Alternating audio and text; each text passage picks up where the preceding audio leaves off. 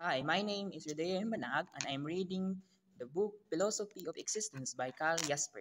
The philosophical question it addresses is, what does it mean to live an authentic life, and how can one live a life confronted by human limitation while remaining open to transcendence? In his book, Jasper answered that existential philosophy is not something absolutely new. It is a contemporary form of one primordial philosophy. He also affirms existence is never object, but is disclosed only in boundary situations and through communication.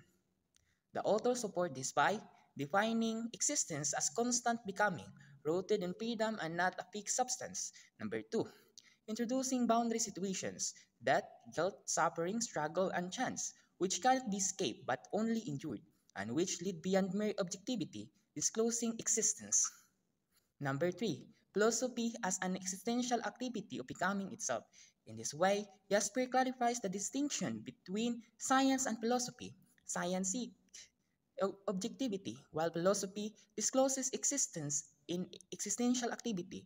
Unlike science, philosophy is not dogmatic, but a movement toward self-transparency.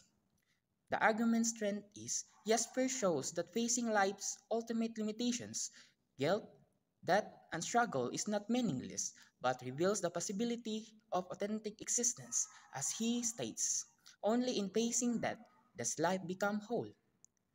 Its weakness lies in Jasper claimed that science, philosophy, and religion are complementary, while at the same time, he rejects the absoluteness of both science and religion.